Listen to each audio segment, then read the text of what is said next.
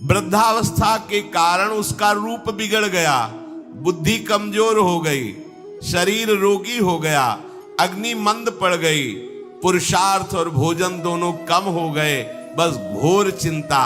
अब पता ही नहीं चल रहा, सोच निकल गई, पड़ा है उसी गंदगी में। जब वो रो रो के कहता है ऐसा, पीटते हैं घर वाले, हमने देखा पीटते हैं, पड़े पड़े हकता है, भरपूर भोजन नहीं देते, हगेगा कौन, फेंकेगा इसका, कैसी दुर्गति होती है। इसमें जो शब्द लिखा है, आस्तेव मत्योपन्यस्तम गृहपाल इवाहरन, गृहपाल कहते कुत्ते को, कुत्ते की भांति वो सबके अपमान सहता रहता है और रूखे सूखे टुकड़े खाकर जीवन निर्वाह करता है, फिर भी उसे भगवान की याद नहीं आती। मृत्यु का समय जब निकट आता है तो वायु उत्क्रमण से इसकी पुतलियां चढ़ जाती हैं, श्वास प्रश्वास की नलिकाओं में वायु आना जाना रुक जाता है, कफ भर जाता है। अब इसे श्वास लेने में भयानक कष्ट होता है, कंठ में घुरघुराहट, पर उसका मोह उन्हीं अपने बच्चे, परिवार, घर, शब्द, ये सब छूट जाएगा। बड़ी दुर्गति है। अंतिम समय क्या सोच रहा है, ये पत्नी छूट जाएगी, बेटे छूट जाए, और बेटों ने क्या उनके साथ व्यवहार किया है, ये मोह है, ये मेरा कमाया हुआ मकान कैसे छोड़ सकता हूं। तो छिपकली बन के आना, इसी मकान में रेंगना। पक्का आपका अंतिम फाइनल आपका चिंतन होता है, आपका चिंतन वही बनेगा जो जीवन भर आपने किया, उसके परिणाम में बंधु बांधव आकर घेर लेते और मनाने लगते हैं कि अब जल्दी मर जाए, भगवान उठा लें इसे। मृत्यु पाश के वशीभूत महान कष्ट को भोगता हुआ अपने परिवार का चिंतन करता है। वो मूड ये भी नहीं सोच पा रहा कि अगर अंतिम समय कृष्ण बोल दूं, राधा बोल दूं तो काम बन जाए। कुटुंब का भरण पोषण और मोह में लगा हुआ यमराज के दूत आते हैं, मार मार के उसके प्राणों को खींचते हैं। वो तो मार वही जानता है जिस पे पड़ती है, पर सोचता कौन है, विवेक है नहीं, इसलिए सोच काम नहीं करती। भयंकर रोष युक्त नेत्र वाले, जिनके देखने से पेशाब छूट जाए, तभी तो आप देखो मरने वाले का शौच और लघु शंका सब छूट जाती है, देखने मात्र से, इतने वो भयानक है। वो देखकर भय के कारण मलमूत्र त्याग कर देता है। सा दृष्ट्वा त्रस्त हृदय स्रकन मूत्रम विमुंचति, इतना भयावह स्वरूप होता है उनकी घुड़क, और उनकी मार की टट्टी पेशाब सब छोड़ देता है। यमदूत उसे भयंकर यातना देते हुए प्राण खींचते हैं। अब ये तो वही जानता है जिसके खींचते हैं। बाहर वाले सब घेरे बैठे हैं, कोई एक बार भी नाम नहीं बोला। अगर एक बार बोल देता राधा तो भाग जाते यमदूत और वो बच जाता। पर ये सौभाग्य तो जिसने जीवन में धर्म किया है, कहीं ना कहीं भगवद आश्रय लिया, उसको ये मिलता है। जैसे कोई घोर अपराधी को सिपाही बांधकर ले जाते हैं, उसी प्रकार रस्सी में बांधकर बलात् उसको यमलोक की लंबी यात्रा कराती है। रास्ते में पिटाई, घुड़कियां, उसे प्यास लगती, पानी नहीं दिया जाता, तपती हुई भूमि पर चलाया जाता है, कुत्ते नोचते हैं, व्याकुल होता है, भूख प्यास उसे बेचैन कर दी। पर यहां किसी की भूख नहीं मिटाई तो तुम्हें रास्ते में भोजन नहीं मिलेगा। यहां कभी किसी को पानी नहीं पिलाया तो एक बूंद पानी नहीं मिलेगा तुम्हें। ये कर्म भूमि है। दावानल जैसी दहकती हुई भूमि पर उसे चलाया जाता है। तप्त बालुका में मार्ग में जब एक पग भी आगे बढ़ने की सामर्थ्य नहीं होती, मूर्छा जाती है, मार मार के उसे चेतना में लाते हैं यमदूत, फिर घसीटते हैं। महान दुख में अंधेरे मार्ग से अत्यंत क्रूर यमदूत उसे यमपुरी को ले जाते हैं। कितना मार्ग? 99,000 योजन मृत्यु लोक से। ये ऐसे नहीं कि कोई गप लिखी हुई है, नहीं नहीं। अब जैसे तिहाड़ जेल है, अब जानते ही नहीं तो क्या जानोगे, कहां तिहाड़ जेल, जाओ देखो जाके। आजीवन कारावास, कैसे बड़े कठोर कठोर, जैसा अपराधी वैसा दंड विधान। तो यहां थोड़ी दया है क्योंकि हृदय है, वहां हृदय नहीं है, वहां हृदयहीन शासक तुम्हारे पीछे लगाए जाएंगे। हृदय ही नहीं है, बस एक एक कर्म का हिसाब। जो हमने पढ़ा था पहली बार तो होश उड़ गए थे। जो यहां दूसरे का मांस खाते हैं ना, कोल्हू में पेरे जाते, कोल्हू जैसे गन्ना नहीं पेरा जाता, लगा दिया कोल्हू में पेरे जाते। मरना है नहीं, सोचो कितना कष्ट। फिर इसके बाद समसी से मांस नोच कर उसे खाया जाता। होश में हो जाओ। 99,000 योजन का मृत्यु लोक से यमलोक का मार्ग है, लिखा हो 99,000 योजनानाम सहस्राणि नवतिम नवचाध्वनः त्रिभिर्मुहूर्तैर्द्वाभ्याम वा नीतः प्राप्नोति यातनः। एक योजन का मतलब 4 कोश, 99,000 योजन। इतने लंबे मार्ग को 2 या 3 मुहूर्त में तय करना, दौड़ा के 2 या 3 मुहूर्त, बहुत कम समय। फिर वहां पहले से तय, इसको इस नरक में डालो, इसको इस नरक में। वहां इतना समय, थोड़ी भीड़ लगी है। जैसे अपने एक फोड़ा हुआ तो अपने इतने कष्ट समझते, अस्पताल जाओ देखो चीख लगी, किसी पैर टूटा, किसी कुछ, ऐसे वहां सब हिसाब हो रहा है। उसको धधकती हुई लकड़ियों में जलाया जाता है, कहीं दूसरों के द्वारा काट काट कर उसको उसका ही मांस खिलाया जाता है। यमपुरी के कुत्तों के भयानक दांत होते हैं, जिंदा, अब मरना है नहीं। वहां भयानक गिद्धों के द्वारा आते खींची जाती है। यहां सांप बिच्छू डांस जिसको मारा है, वहां भयंकर रूप रखकर उसका खून पीते हैं। हिसाब है बहुत होश में। यहां तुम किसी के शरीर को काट दो तो मर जाएगा, वहां ऐसा नहीं होता। वहां बार बार काटा जाएगा, मरोगे नहीं, पीड़ा वैसे ही होगी। बड़े भयानक कष्टों को भोगता है। तामिस्त अंध तामिस्त रौरव आदि नरकों को भोगता है। हे माता, भगवान कपिल देव जी कहते हैं, जो पुण्य आत्मा लोग होते हैं स्वर्ग आदि में जाकर पुण्य भोगते हैं, लेकिन दोनों को फिर गिरना होता है, क्योंकि वो भगवान का भजन नहीं किए, इसलिए पुण्य भोग कर मृत्यु लोक आते हैं, वो पाप भोग कर नरक से मृत्यु लोक आते हैं। माता जब उनके भोग संपन्न होते हैं नरक आदि के, अब वो जन्म लेते हैं फिर यहां। ध्यान से सुनना, जब जीव को मनुष्य शरीर में जन्म लेना होता है तो प्रकृति में वर्षा के साथ आता है। प्रकृति में वर्षा के साथ आया और फसल में मूली गाजर गेहूं अन्न, इनमें वो जीव प्रवेश करता है और उसे माता पिता दोनों पाते हैं। तो सप्तम धातु वीर के रूप में परिणित होता है जीव।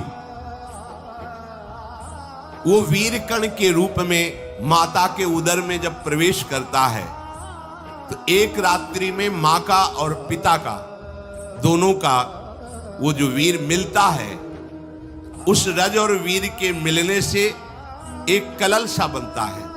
5 रात्रि व्यतीत होने के बाद एक बुदबुदा सा बनता है। 10 रात्रि व्यतीत होने के बाद एक बेर की सी आकृति होती है। फिर उसके बाद उसमें धीरे धीरे मांसपेशियां बढ़ने लगती हैं। 1 महीने में उसके सिर निकल आता है। 2 महीने में हाथ पांव अंगों का विभाग होता है। 3 महीने में नख रोम अस्थि चर्म स्त्री पुरुष के चिन्ह प्रकट हो जाते हैं। 4 महीने में मांसादि 7 धातुएं प्रकट हो जाती है। 5वें महीने में चेतना जागृत हो जाती है। जैसे अपने चेतना, ऐसे 5वें महीने में गर्भस्थ शिशु की चेतना जागृत हो गई। जीव है पर चेतना 5 महीने बाद मां के गर्भ में जागृत। अब उसे भूख लगती है, प्यास लगती है, वहां की तापमयी जलन पीड़ा, छोटे छोटे कीड़ों के द्वारा काटना, 6ठे मास में झिल्ली से लपटा हुआ मां की दाहिनी कोख में कीड़े की तरह तड़पता है। उस समय माता को कड़वे और खट्टे पानी की लालसा होती है, जिससे उसके अंगों में जाकर भयंकर जलन होती है। यह है भोग। वो कृमि कीड़े की तरह तड़पता है। मलमूत्र के गड्ढे में बीच में झिल्ली में बंधा हुआ वो जीवात्मा सुकुमार तो होता है, वहां के कीड़े उसे नोचते हैं छोटे छोटे, वो तड़पता है। माता प्रसन्न होती कि जब बच्चा हिलता है बोले है उसकी दुर्गति हो रही, वहां भयंकर कष्ट पा रहा है। ऐसा क्लेश होता है कि क्षण क्षण में बेहोश होता रहता है। माता के खाए हुए कड़वे, तीखे, गरम, नमकीन, रूखे, खट्टे यही पदार्थ पाने की इच्छा होती है माता, क्योंकि उसको भोग भोगना। उसके कोमल शरीर में भयानक पीड़ा होती है जब माता ऐसे पदार्थ खाती है। गर्भाशय की झिल्ली में लिपटा हुआ, आंतों और मलमूत्र से घिरा हुआ सिर, पेट की और पीठ और गर्दन एक कुंडलाकार ऐसे कंकण जैसा ऐसी आकृति गर्भस्थ शिशु की होती है। पिंजड़े में बंद पक्षी के समान पराधीन, ना तो वो हिलडुल सकता है ना बोल सकता है, बड़ा असमर्थ दुख को भोग रहा है, चेतना पूरी है। इसी समय भगवान द्रवित होकर उसे ज्ञान देते हैं, गर्भस्थ शिशु को, सबको। जी उसे ज्ञान होता है तो सैकड़ों जन्म के कुकर्मों से याद आते हैं, सैकड़ों जन्म के। ओहो, ये मेरे कर्म का ही फल, मैंने ऐसे कर्म किए इसलिए ये दुख भोग रहा हूं। बेचैन हो जाता है, कैसे निपट पाऊंगा, सैकड़ों जन्म के कर्म जमा है। अब महान अशांति उसके हृदय में, उस शरीर में भयंकर पीड़ा। कुंडलाकार शरीर है, हिल भी नहीं सकता है, बस कीड़े काटते, बड़ी तड़पन, बड़ी जलन, भूख प्यास की जलन। अब एक और भयानक जलन हुई, उसे स्मरण हो जाता है कई जन्मों के, सैकड़ों जन्मों के पाप कर्मों का। 7वां महीना आरंभ हुआ कि ज्ञान का उन्मेष हो गया। अब प्रसूति वायु उसे चला रही है, तड़पता है वो। सप्त धातु में स्थूल शरीर से बंधा हुआ वो जीव भयभीत होकर के पुकारता है, अगर कोई भगवान है तो एक बार मुझे यहां से निकाल दे। वो विनय करता है भगवान से, कोई अगर भगवान है जिसने मुझे इस बंधन में डाला है, एक बार निकाल दे यहां से, जाके केवल भजन करूंगा। जीव कहता, जंतुरुवाच तस्योपशन्नमवितुम जगदिच्छयात् नाना तनोर्भुवि चलच्चरणारविंदम सोहम ब्रजामि शरणम रकुतो भयम में येने दृशी गतिरदर्श सतोनुरूपा। हे प्रभु, मैं बड़ा अधम हूं। ये ज्ञान भगवान की तरफ से गर्भस्थ शिशु को होता है। देखो, स्वयं वो इतना कष्ट पा रहा है, फिर जब आप गर्भ हत्या करते हैं तो आपका पाप कितना बड़ा होगा, सोचो। सब माताओं से विनय है, संयम से रहो, सावधान रहो। ये हत्या ऐसी नहीं तुम्हारे दान पुण्य से क्षमा हो जाएगी। ये जो भ्रूण हत्या है, गर्भ हत्या है, बहुत बड़ा पाप है। आप लोग अज्ञान के कारण इसको ध्यान नहीं देते, इसे खिलवाड़ समझते हो। कितना ज्ञान है। बेटी ही मां है, बेटी ही बहन है, बेटी ही पत्नी बनती, बेटी ही किसी के जीवन को धारण करने वाली बनती है। और आपने गर्भ में देख लिया बेटी है, तुम स्वयं मां होकर उसका साथ दे रहे हो, उसका नष्ट करने के लिए। हमारी तो बात ही समझ में नहीं आती, क्या बुद्धि भ्रष्ट हो गई। अगर पुरुष का इतना महत्व है तो बेटियां ना हो तो तुम्हारी कौन सी गति होगी, सोचो जरा। जीना मुश्किल हो जाएगा तुम्हारा। तुम पुरुष किस काम के रह जाओगे। तुम्हारा अर्धांग काट दिया जाए तो तुम कैसे होगे। ये स्त्री स्वरूप अर्धांग है। जिस घर में मां बहन नहीं है, स्त्री स्वरूप नहीं, श्मशान जैसा वो होता है। ध्यान दीजिए, ये बहुत बड़ी गलती है जो अपनी बेटियों की हत्या करते हैं। ये वो पाप है जो अक्षम्य अपराध है। स्त्री हत्या करना शास्त्रों में बहुत बड़ा पाप कहा गया है। फिर वो तो बच्चा है, बिल्कुल नहीं। जिनसे हो गया है, श्रीमद् भागवत का सप्ताह मूल संस्कृत से सुनो और भगवान से प्रायश्चित प्रार्थना करो कि हे नाथ, भूल से गलती हो गई, दूसरा कोई उपाय नहीं, ध्यान से समझ लीजिए। तुम्हारे भ्रूण हत्या, गर्भ हत्या के पाप को नष्ट करने में एकमात्र श्रीमद् भागवत समर्थ है, दूसरा कोई नहीं। कोई दान पुण्य तीर्थ स्नान तुम्हें क्षमा नहीं कर पाएगा। यह ऐसा महापाप है। अगर हृदय में जलन करके और मूल संस्कृत के द्वारा पूरी 7 दिन में भागवत श्रवण की जाए नियम से, तो भागवत समर्थ है, इस हत्या के पाप से भी आपको मुक्त कर देगी। जिनके ऐसे हत्या हो गई हो करवा लो, नहीं तो बुद्धि आगे भ्रष्ट करके तुम्हें हरि गुरु से विमुख कर देगा। ये पाप ऐसा नहीं कि तुम्हें 2-4 माला घुमाने से क्षमा हो जाएगा। ये महत अपराध है। सबकी समझ में नहीं आता, समझ जाओ, नहीं तो आप जहां भी हो वहीं से भ्रष्ट कर देगा। ये अपराध नष्ट नहीं होगा, श्रीमद् भागवत की कृपा से नष्ट हो जाएगा। यह हमें बहुत विश्वास है। श्रीमद् भागवत साप्ताहिकी ये है ही महामहिम। प्रीत योनि को प्राप्त धुंधकारी को सीधे भगवत पार्षद स्वरूप देकर परम पद में आरूढ़ कर दिया। केवल 7 दिन की मूल संस्कृत एक भी श्लोक नहीं छूटना चाहिए। अगर साप्ताहिकी का पारायण हो तो इस भ्रूण हत्या, गर्भ हत्या से भी निवृत्ति मिल जाए।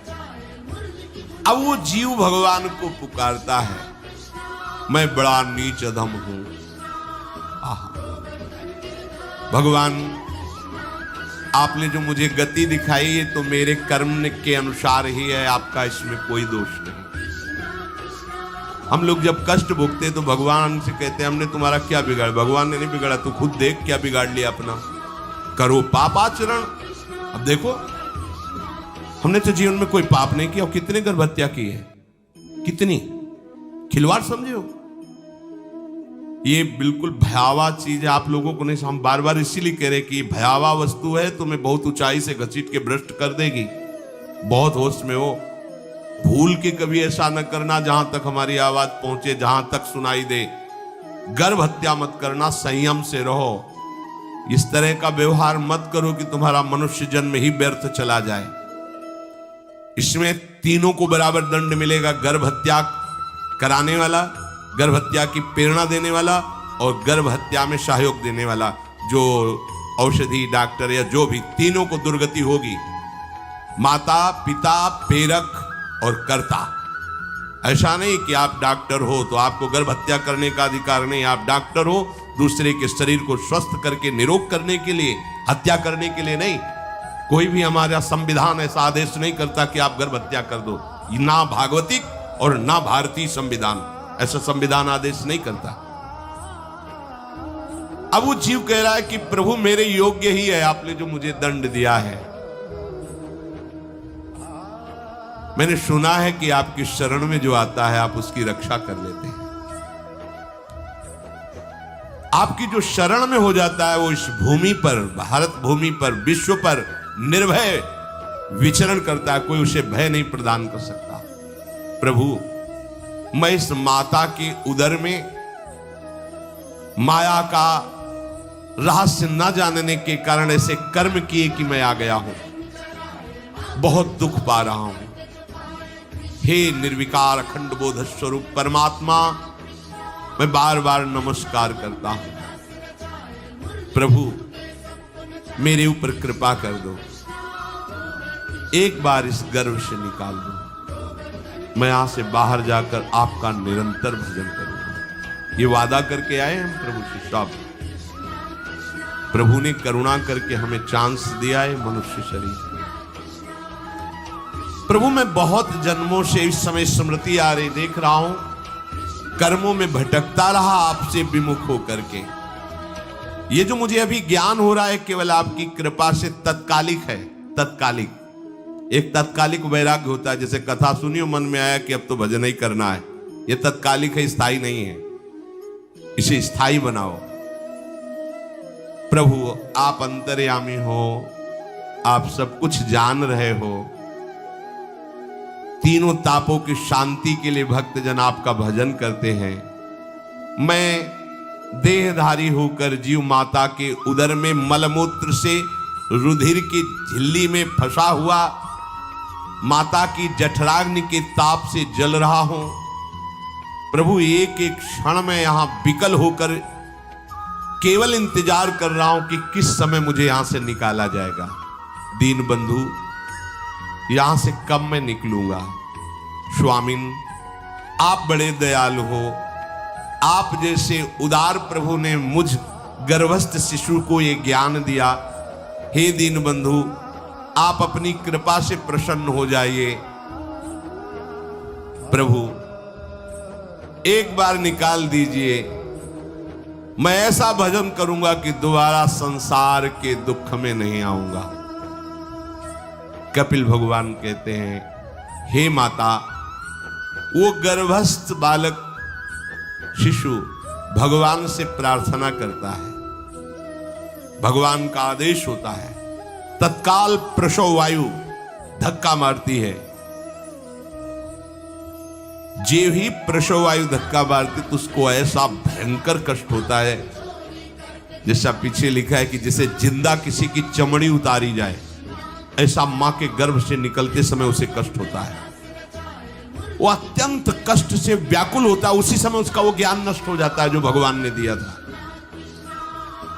उस समय उसकी श्वास की गति रुक जाती, जैसे किसी का गला दबा दिया जाए तो कैसा लगेगा। ऐसी ही पूरी भागवती की स्मृति नष्ट हो गई। होश आया तब देखा कि वो बाहर पड़ा हुआ है, माता के उस मलमूत्र में सना हुआ बिष्ठे की कीड़े की तरह। गर्भवास में जो दिव्य ज्ञान प्रकट हुआ था भगवान की कृपा से, वो सब नष्ट हो गया। भूमि परत भा ढाबर पानी, तिम जीवे माया लपटानी। चेतन आई तो रोने लगा। वो ज्ञान कहां गया? वो ज्ञानदाता कहां गया? वो कहता कहां कहां? बोले थाली बजाओ, बच्चा हुआ है। और वो तो रो रहा है कि कहां, वो ज्ञान कहां गया जिसके बल से मैं ये कह रहा था कि बाहर निकाल दो, मैं आपका भजन करूंगा। सब खत्म ज्ञान। जो लोग उसका अभिप्राय नहीं समझते, वो उत्सव मनाते हैं। बालक हुआ है, वो रो रहा है, वो कहां गया ज्ञान? कहां कहां कहां? छोटा बालक यही रोक कहता कहां? अभी जो ज्ञान उत्पन्न हुआ था, जो अभी भगवान का बोध हुआ था, वो कहां गया? कहां गया? घर परिवार के लोग उसका पालन पोषण करते रहते हैं, उसमें कोई निषेध करने की शक्ति नहीं हो रही। मच्छर काट रहा है, दुख हो रहा है, हटा नहीं सकता बालक। उस जीव को शिशु अवस्था में जब कपड़ों पे लिपेट कर ऐसे लिटाया जाता है तो इतना कोमल त्वचा होती कि कपड़े भी उसको, जैसे खुजलाहट है, पीड़ा है या जलन है, बिल्कुल कोमल त्वचा होती, कुछ नहीं कर सकता, पर रो सकता है। ना खुजलाने की, ना करवट बदलने की, ना उठने की कोई सामर्थ्य नहीं। बड़ा कष्ट पाता है बाल्यावस्था में, क्योंकि त्वचा बड़ी कोमल होती है, दास मच्छर आदि जीव उसको काटते हैं। गर्भावस्था का कोई ज्ञान नहीं रहा, सिर्फ रोना ही रोना रहेगा। इस प्रकार उसकी बाल्यावस्था कटी, कौमार अवस्था आई, पौगंड अवस्था, इनमें वो खिलवाड़ में फंस गया। जैसे जैसे बड़ा होता जाता, चेतना, गुनगुना, ये कार, ये प्लास्टिक के ऐसे उनमें मगन है। देखो ना छोटे बच्चों को, अज्ञानवश इसकी ये अवस्था कट गई। बड़े भाग्यशाली ऐसे भी बच्चे हैं जो तुतला के बोलते, उनकी मैया कहती राधा बोलो, राधा। देखो ये सौभाग्य। प्रणाम है उन माताओं को जो अपने बच्चों को भगवान नाम बुलाते हैं कि आप बोलो, श्री हरिवंश बोलो, राधे राधे बोलो। धीरे धीरे उसकी युवा अवस्था पहुंची। इस समय उसके अंदर एक भूत सवार होता है। जवानी का भूत है, ये सबके सवार होता है। अगर मंत्र चल रहा है तो भूत नहीं चढ़ेगा, नाम चल रहा है तो भूत नहीं चढ़ेगा, नहीं तो भूत चढ़ जाता है।